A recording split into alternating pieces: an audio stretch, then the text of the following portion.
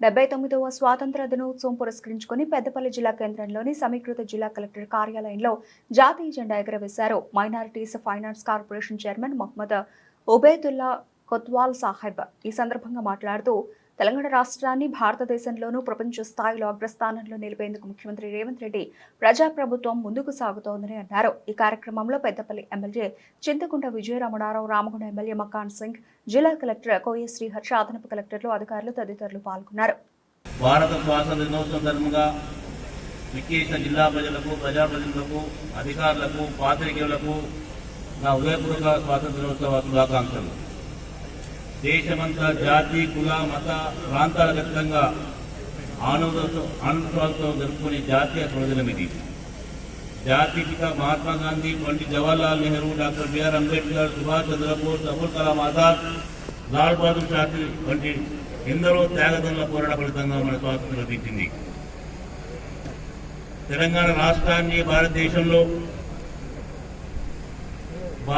ప్రపంచ స్థాయిలో అగ్రస్థానంలో నిలిపేందుకు గౌరవ ముఖ్యమంత్రి రేవంత్ రెడ్డి గారి నాయకత్వంలో తెలంగాణ రైజింగ్ 2047 విజన్తో ప్రజాప్రభుత్వం ముందుకు కొనసాగుతుంది.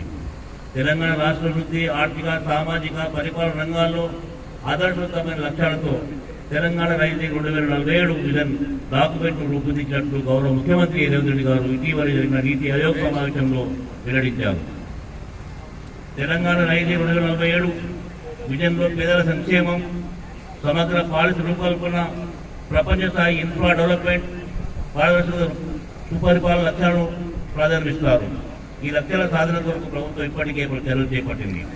తెలంగాణ సమగ్ర అభివృద్ధి ఇప్పటికే welfare and social justice policy, green energy policy, infra and industrial policy, tourism పాలసీలను ప్రభుత్వం సిద్ధంగా చేసింది. తెలంగాణ రైజింగ్ 2047 విజన్ డాక్యుమెంట్ భవిష్యత్ తెలంగాణకు ఒక భగవద్గీత లాంటిది. ఈ తెలంగాణ రూపురేఖలను మార్చేస్తుంది. అభయస్థ గ్యారంటీ పథకం, మహాలక్ష్మి పథకం కింద ఉచిత బస్సు సౌకర్యం కల్పించాం. నేటి వరకు జిల్లా వ్యాప్తంగా మహిళలు ఉచిత బస్సు ప్రయాణం చేయడం వల్ల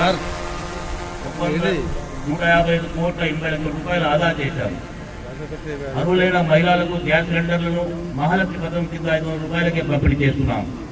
ఈ పథకం ద్వారా జిల్లాలో 1,18,397 కుటుంబాలు లబ్ధి చేరుకుంటుంది. లబ్ధిదారులు ప్రయోగించిన సిలిండర్లు సబ్సిడీ కింద రాష్ట్ర ప్రభుత్వం 14 కోట్ల 3 లక్షల రూపాయలు చెల్లించింది.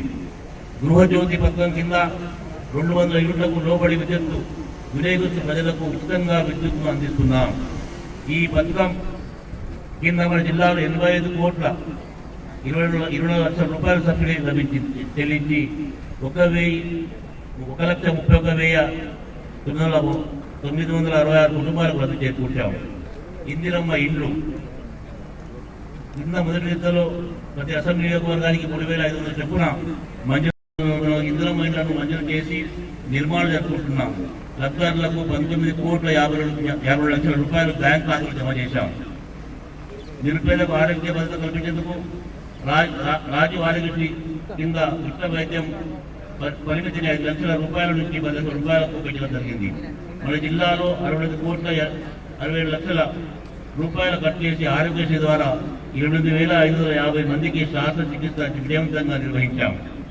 నూతన రేషన్ కార్డ్ జారీ. జిల్లాలో ఇప్పటి వరకు నూతనంగా 12,168 కుటుంబాలకు తెల్ల రేషన్ కార్డు మంజూరు చేయడం ద్వారా 30,260 కుటుంబ సభ్యులకు ఉచితంగా రేషన్ పొందుతున్నారు. ఉగాది పర్వదినం నుండి రాష్ట్ర వ్యాప్తంగా పేదలకు దేశం ఎక్కడలేని విధంగా నాణ్యమైన సన్న బియ్యాన్ని రేషన్ కార్డు ద్వారా సరఫరా చేస్తున్నాం.